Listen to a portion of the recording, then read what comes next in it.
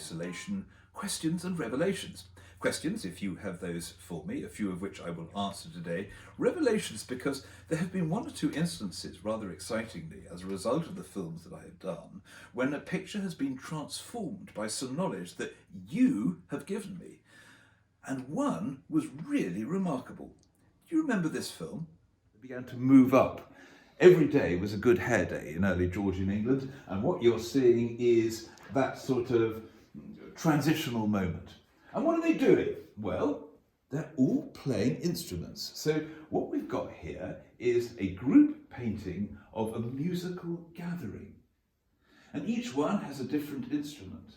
Each one is helping contribute to the production of what must have been possibly quite a pleasant musical sound. So if you recall, I bought this picture long time ago in the States, about 20 years ago, when it was described as purely American school.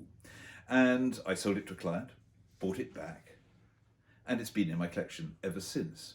And although I've speculated that the names which are written above each of the subjects have some link to Cambridge and Cambridge University, that was as far as I got. All this has now changed thanks to Andy Craig from Gestingthorpe, a village in Essex, of which he is chairman of the local history society. And staggeringly, as a result of a written description, purely a written description from a 19th century catalogue, he's managed to identify this picture. It originally hung in a farmhouse in Gestingthorpe, Moat Farm as it was called, and it was in the ownership, in about 1730 when the picture was painted, of a chap called John Elliston. And he's the man, because we know, because it's written above his head, sitting, enthroned as it were, playing the dulcimer in the main part of the picture, almost the focus. But it gets better. He now knows, or rather he told me, what the picture was called. The Gestingthorpe Choir.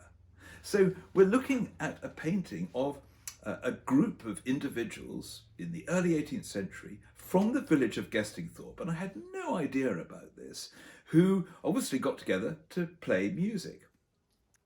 He also managed to identify in the top left-hand corner Joseph Rippingale, who was a potter from the village, and that's possibly why he's holding that large punch bowl. So suddenly, as a result of this observation and revelation, and how clever of him just to recognise it from a written description, this painting, which I was just speculating had some function to do with music, is now completely categorised as a musical document of a group of enthusiasts in Gestingthorpe at a farmhouse where almost certainly they met. It makes it a wonderful and compelling piece of social history. So thank you so much for that. And isn't it wonderful? Purely as a result of doing this film. So this is what has been achieved. As a result of that observation, this painting has now been transformed. Its purpose and time and place is now established. So thank you for that. Now, a few questions. One from Anne Sudworth that came in on Facebook. She says, where do you decide to hang each work in your house? Now, over the last 11, 12 programmes, you've got to know the house quite well. And it may look as though I'm hanging these things very specifically in places with some higher plan in mind. I don't actually have a strategy. What happens is I put a picture on a wall, I stand back, there's nothing arithmetic about it, there's no sort of higher logic that's going on, and if it looks good, then I place pictures around it, and sort of a bit like, I don't know, flowers, wild flowers popping up in a field, then they sort of work or don't work according to how the plan happens. And then very often at the end I will realise that the picture I put centrally doesn't work, so I'll move another picture and put it there. I'd never use a tape measure, I just do it by feel, and I think that's a rather appropriate way of doing it. I know that there are some people who just love a ruler and they love to inch things left and right. I say bang them up there and let the pictures do the work. So thank you, Anne, for that question. Now one from Sue Bryson that came in on email. What, in your opinion, makes a good portrait? Well, I mean, that's a very good question, and a question that I suppose I should be in a position to answer, given that I specialised for so long in portraiture. I mean, certainly certain faces and bodies reach you because of the humanity. You might just love the face, and what can make a good picture very often is a very likable face. I know it sounds very simplistic, but that can do it. The friendliness, the humanity, the warmth in it. It can be a costume piece. It can be the way that the portrait relates to its interior. It can be a whole composition. But ultimately, I think what makes a really great portrait is psychology. And it's not often really to do with the subject, I find. Great artists summon psychology time and time again. Sometimes it is their psychology, not the subject's psychology, in their pictures. I mean, take, for example, Rembrandt's portraits of his mother. Time and time again, you're drawn into her interior world. And I think a really great portrait painter can say something transformative and incisive and rich and deep in visual language that makes it memorable. I may be wrong, but that's my view. Daniel Pangstall from Ohio says, have you ever purchased a fake painting?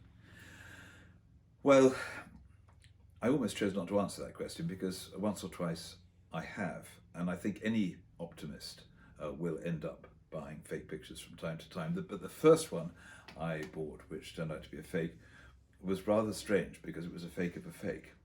It was a self-portrait by a guy called Tom Keating, who achieved a lot of fame about 30 or 40 years ago and had a sale devoted to him at Christie's as a faker. He took on all sorts of things. His most successful artist that he managed to rip off was Samuel Palmer, the 19th century watercolorist.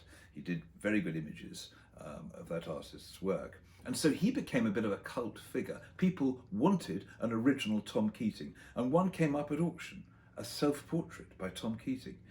So I bought it. I can't remember, I paid about £1,500, £2,000, but a lot of money for me then. And I took it back, had a good look at it, and realised that the canvas and the stretcher on the back looked a bit fresh. And then bit by bit, I realised that it had been copied from the catalogue of Christie's, where the sale of his works was being held. Tom Keating had recently died, and someone had basically produced a fake of the faker.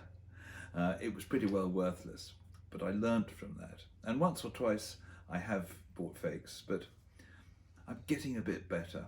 A sort of survivalist instinct has taken over.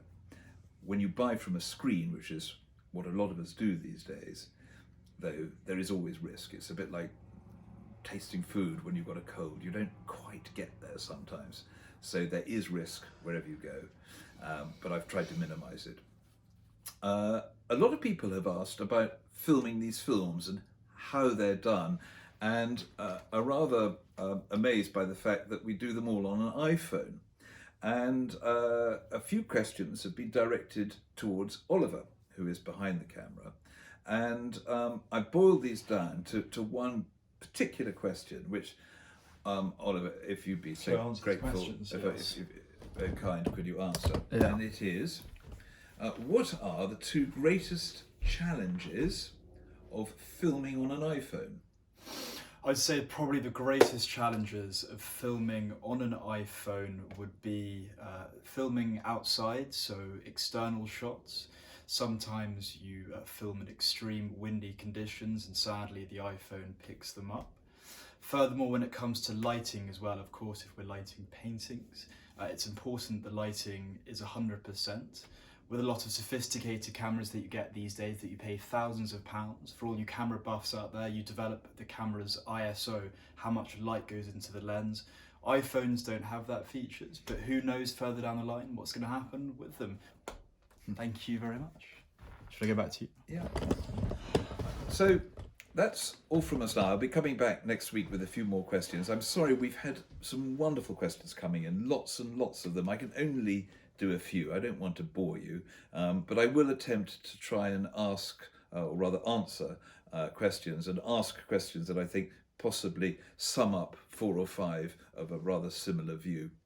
Thank you so much for coming in, and I want to leave you with an appropriate piece of music from the Gestingthorpe Choir, the sort of music that perhaps they might have played.